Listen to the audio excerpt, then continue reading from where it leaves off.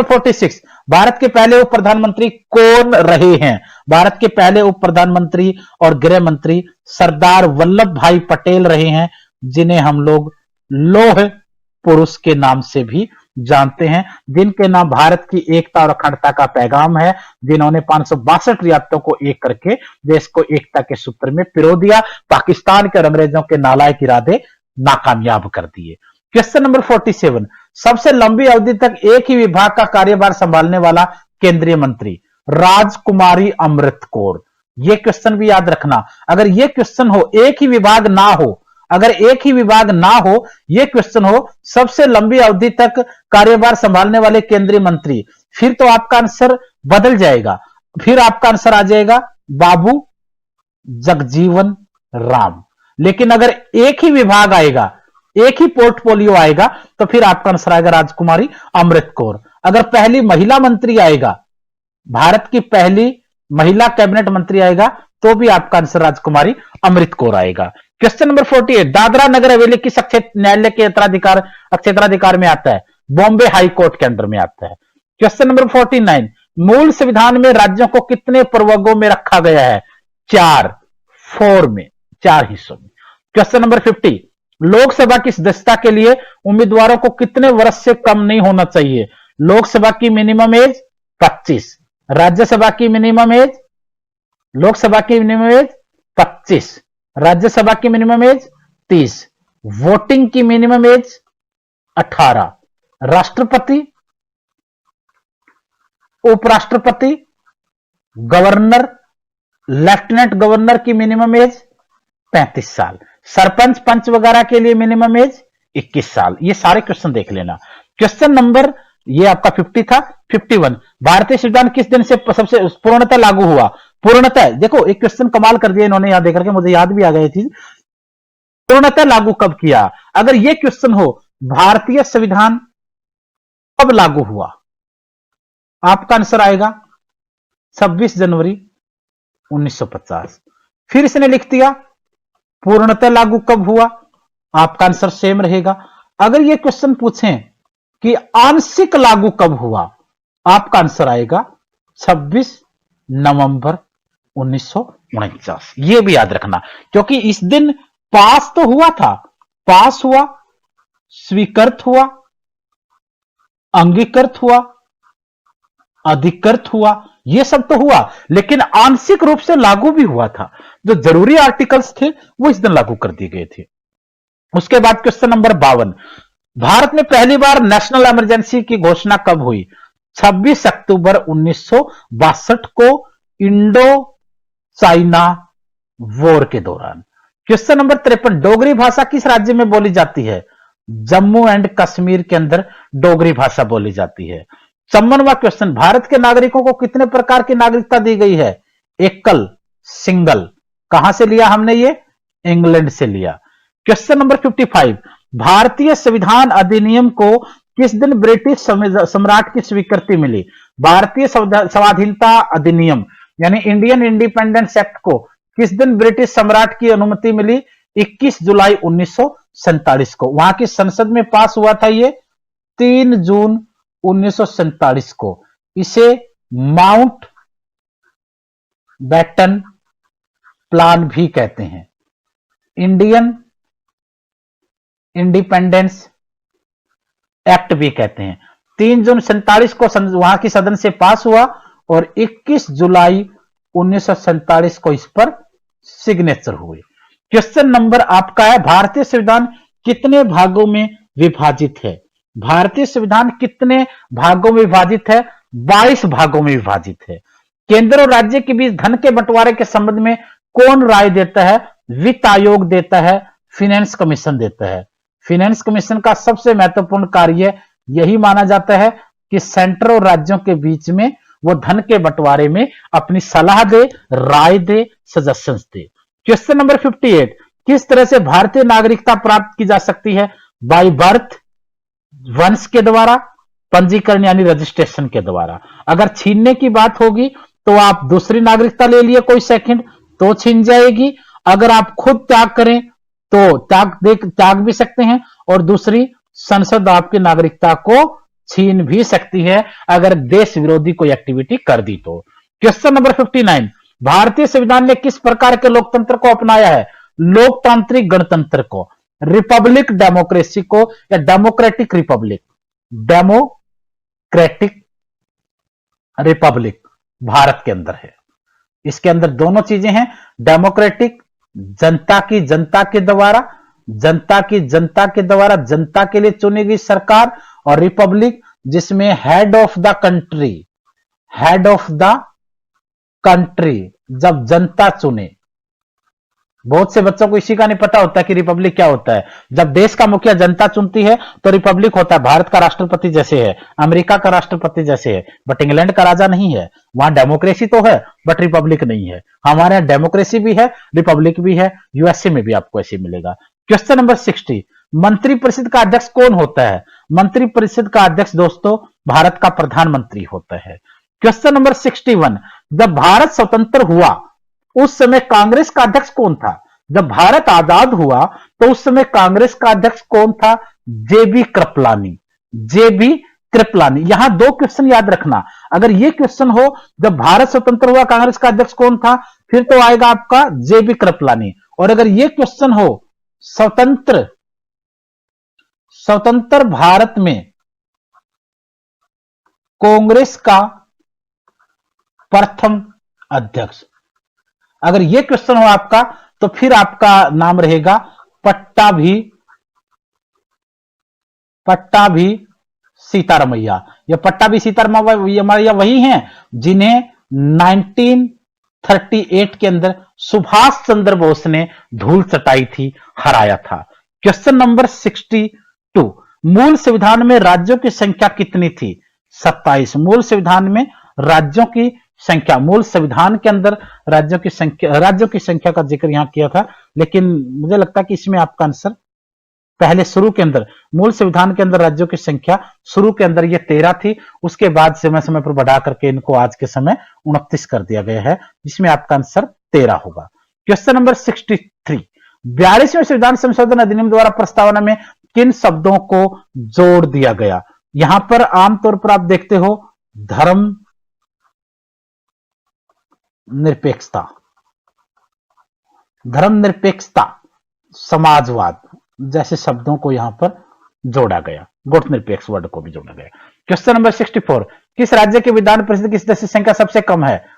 किस राज्य के विधान परिषद, यहां विधानसभा नहीं पूछा गया, विधान परिषद याद रखना। भारत के अंदर टोटल 7 राज्यों में विधान परिषद है, यहां पर जम्मू कश्मीर की सबसे कम संख्या मानी जाती है। क्वेश्चन नंबर 65, भारत में किस प्रकार की शासन व्यवस्था अपनाई गई है? इंडिया के अंदर ब्रिटिश संसदात्मक प्रणाली को, पार्लियामेंट्री सिस्टम को, ब्रिटेन की पार्लियामेंट्री सिस्टम को हमने अपनाया है। क्वेश्चन नंबर 66, भारत की संसदीय प्रणाली पर किस देश के संविधान का सबसे ज्यादा प्रभाव है? ब्रिटेन का प्रभाव यहां पर सबसे ज्यादा है। क्वेश्चन नंबर 67, राज्य के नीति निर्देशक सिद्धांत, directive principle of state policies की प्रेरणा किस देश के संविधान से मिली? आयरलैंड से। हमने कहां से लिया इनको? आयरलैंड से लिया। आयरलैंड से हमने इनको लिया, और आयरलैंड से लेकर के कौन से आर्टिकल में रखा? 36 से 51 तक। संविधान के कौन से भाग में रखा? इस भाग में। मुख्य उद्देश्य क्या है? वेलफेयर स्टेट बनाना। कमजोरी क्या है? जुडिशियल पावर नहीं है। क्वेश्चन नंबर 68, भारतीय संविधान की संशोधन प्रक्रिया किस देश के संविधान से ली गई है? दक्षिण अफ्रीका के संविधान से। किस आर्टिकल के अंदर है भारत में? ये आर्टिकल 368 में। 69, भारतीय संघ में सम्मिलित किया गया 28वां राज्य कौन सा था? झारखंड। 29वां राज्य अगर पूछेंगे तो फिर आपका आंसर आएगा तेलंगाना। क्वेश्चन नंबर 70, हिमाचल प्रदेश को राज्य का दर्जा कब दिया गया? 1971 में। पहला संवैधानिक संशोधन कब हुआ? लैंड रिफॉर्म को लेकर के हुआ था, ये भूमि सुधारों को लेकर हुआ था। आंसर होगा 1951। क्वेश्चन नंबर 72, राष्ट्रपति पद के निर्वाचन हेतु उम्मीदवार की अधिकतम आयु होनी चाहिए। अधिकतम का कोई मतलब ही नहीं है, मैक्सिमम अगर पूछे ना, सरपंच, पंच, एमएलए, एमपी, राष्ट्रपति, उपराष्ट्रपति, CM, PM, governor, lieutenant governor, कोई मैक्सिमम आयु नहीं होती। मिनिमम पूछेंगे इसकी, राष्ट्रपति की तो 35 होगी, राष्ट्रपति की भी, उपराष्ट्रपति की भी, गवर्नर की भी, लेफ्टिनेंट गवर्नर की भी मिनिमम हो जाएगी। क्वेश्चन नंबर 73, भारत का संविधान कब अंगीकार किया गया? कब स्वीकार किया? स्वीकार, अंगीकृत है, अंगीकार है, अंगीकृत है, स्वीकृत है, अधिकृत है, पास है, और आपको आंशिक रूप से लागू है। इन सब का आंसर एक ही होगा, 26 नवंबर 1949। किस वर्ष गांधी जयंती के दिन केंद्रीय प्रशासनिक अधिकरण की स्थापना की गई? 1985 के अंदर। इसको बोलते हैं सेंट्रल एडमिनिस्ट्रेशन। सेंट्रल एडमिनिस्ट्रेशन के लिए आप लोग यहां पर ट्रिब्यूनल की बात करते हैं, सीएटी कह सकते हैं इसे। क्वेश्चन नंबर 75, विधान परिषद को समाप्त करने वाला आखिरी राज्य कौन है? तमिलनाडु के रूप में काउंट करते हैं। लोकसभा का सचिवालय किसकी देखरेख में कार्य करता है? संसदीय मामले के मंत्री की देखरेख में। क्वेश्चन नंबर 77, विधान परिषद का सदस्य होने के लिए कम से कम एज क्या चाहिए? 30 ईयर्स। राज्यपाल सोने के पिंजरे में निवास करने वाली चिड़िया के समान है। ये क्वेश्चन मैंने पहले डिस्कस करवाया आपसे, सरोजिनी नायडू का कथन है। देश के किस राज्य में सर्वप्रथम गैर कांग्रेसी सरकार गठित हुई? 1957 में केरल में। और भारत में पहली गैर कांग्रेसी सरकार 1977 में। किसके नेतृत्व में? मोरारजी देसाई के नेतृत्व में। क्वेश्चन नंबर 80, किस राज्य की विधान परिषद की सदस्य संख्या सबसे ज्यादा है? विधानसभा हो या फिर विधान परिषद हो, लोकसभा हो या फिर राज्य सभा हो, यहां सबका आंसर ज्यादा में यूपी आएगा। क्वेश्चन नंबर 81, प्रत्येक राज्य में अनुसूचित जाति जनजातियों की सूची कौन तैयार करता है? प्रत्येक राज्य के राज्यपाल के परामर्श से राष्ट्रपति के अधीन यह सारे कार्यक्रम चलता है। क्वेश्चन नंबर 82, भारतीय संविधान में 3 सूचियों की व्यवस्था कहां से ली गई है? भारतीय संविधान में 3 सूचियों में आपका तीनों सूचियों का जिक्र आता है। यहां पर हम संघ सूची की बात भी करते हैं, राज्य सूची की बात भी करते हैं, समवर्ती सूची की बात भी करते हैं, यानी यूनियन लिस्ट भी, स्टेट लिस्ट भी, कंकर लिस्ट भी। ये तीनों सूचियों का वर्णन कहां से है? भारत सरकार अधिनियम 1935, गवर्नमेंट ऑफ इंडिया एक्ट 1935 से। क्वेश्चन नंबर 83, किस वर्ष सिक्किम को राज्य का दर्जा दिया गया? 1975 में। जनता पार्टी के शासन के दौरान भारत के राष्ट्रपति कौन थे? श्री नीलम संजीवा रेड्डी। श्री नीलम संजीवा रेड्डी एकमात्र भारत का अब तक का राष्ट्रपति जो सर्वसम्मति से चुना गया। लेकिन यहां बहुत बड़ा झोल है इस बात में। इतना अच्छा नहीं था वो, इतने अच्छे संजीवा रेड्डी नहीं थे कि उन्हें सर्वसम्मति से चुन लिया जाता। इसके पीछे बहुत बड़ा खेल था। ये किसी दिन राष्ट्रपति का मैंने टॉपिक डाल रखा है, उसमें आप जाके देख सकते हैं इसका क्या लॉजिक बना था। क्वेश्चन नंबर 85, कोई विधेयक धन विधेयक है या नहीं, इसका निर्णय कौन करता है? लोकसभा का स्पीकर करता है। क्यों करता है? क्योंकि फाइनेंस बिल और मनी बिल, धन बिल वगैरह है, वो आमतौर पर लोकसभा में ही पेश करना पड़ता है, राज्यसभा में नहीं जा सकता। क्वेश्चन नंबर 86, दल बदल से संबंधित किस प्रश्न या विवाद पर अंतिम निर्णय किसका होता है? सदन के अध्यक्ष का होता है। 87, 1922 में किस व्यक्ति ने मांग की थी कि भारत की जनता स्वयं अपने भविष्य का निर्धारण करेगी? किस व्यक्ति की मांग थी? महात्मा गांधी की मांग थी। संसद पर होने वाले खर्चों पर किसका नियंत्रण होता है? नियंत्रण महालेखा परीक्षक सीएजी कैग का होता है। राज्यसभा की पहली महिला महासचिव का नाम बताइए। वीएस रमा देवी राज्यसभा की पहली महिला महासचिव थी, VS Rama Devi. Question number 90, संसद का कोई सदस्य अपने अध्यक्ष की पूर्वानुमति के लिए बिना कितने दिनों तक सदन में अनुपस्थित रह सकता है? यानी तो उसका स्थान रिक्त घोषित कर दिया जाता है। यानी कहने का मतलब है 60 डेज, यानी हम 2 महीने कह सकते हैं।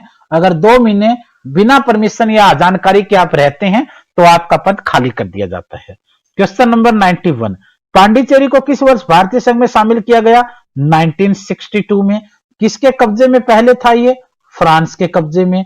फ्रांस और पुर्तगाल ये भारत में अंग्रेजों के बाद गए हैं। इस पांडिचेरी फ्रांस के कब्जे में था, पुर्तगाल के कब्जे में गोवा था, जिसे उन्होंने 1961 में छोड़ा।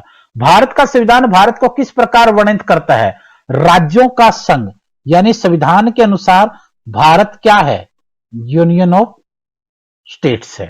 क्वेश्चन नंबर 93, वह कौन सी सभा है जिसका अध्यक्ष उस सदन का सदस्य नहीं होता है? राज्यसभा। यहां आप दोनों को रख सकते हैं, ये आपका है लोकसभा, ये आपका है राज्यसभा। लोकसभा का स्पीकर इसके अंदर होता है, डिप्टी स्पीकर इसके अंदर से होता है 545 में से, लेकिन राज्यसभा का जो चेयरमैन है वो बाहर से होता है, और जो वाइस चेयरमैन है वो इसके अंदर 245 लोगों में होता है, क्योंकि राज्यसभा का जो चेयरमैन है वो भारत का उपराष्ट्रपति होता है, वाइस चेयरमैन होता है। क्वेश्चन नंबर 94, पूरे देश को कितने क्षेत्रीय परिषदों में बांटा गया है? 5 क्षेत्रीय परिषदों में। क्या पंचायतों को कर लगाने का अधिकार है? हाँ, पंचायतों को कर लगाने का अधिकार है। 29 प्रकार के राइट्स हैं पंचायतों के पास। क्वेश्चन नंबर 96, जवाहरलाल नेहरू के निधन के पश्चात किसने प्रधानमंत्री पद ग्रहण किया? गुलजारी लाल नंदा ने। गुलजारी लाल नंदा ने। इन्होंने जवाहरलाल नेहरू के मरने के बाद भी और लाल बहादुर शास्त्री जी की मृत्यु के बाद भी इन्होंने ही पद ग्रहण किया था। राजस्थान में पंचायती राज व्यवस्था की शुरुआत किस जिले में हुई? नागौर में। कब शुरू हुई? 2 अक्टूबर 1959 को, गांधी जयंती के ऊपर एक्सपेरिमेंट हुआ था। क्वेश्चन किस रिपोर्ट के आधार पर अगर पूछेंगे तो फिर आपका आंसर है बलवंत राय मेहता। उसके बाद आपका क्वेश्चन है 98, किस किस सिफारिश पर संविधान सभा का गठन हुआ? कैबिनेट मिशन की सिफारिश पर। कैबिनेट मिशन कब आया? 1946। संविधान सभा में विभिन्न प्रांतों के 296 सदस्यों का निर्वाचन होना था। इनमें कांग्रेस के कितने प्रतिनिधि निर्वाचित हुए? 208। मुस्लिम लीग ने संविधान सभा का बहिष्कार किस कारण से किया? मुस्लिम लीग मुस्लिमों के लिए एक अलग संविधान सभा चाहती थी, इसलिए उन्होंने बहिष्कार किया।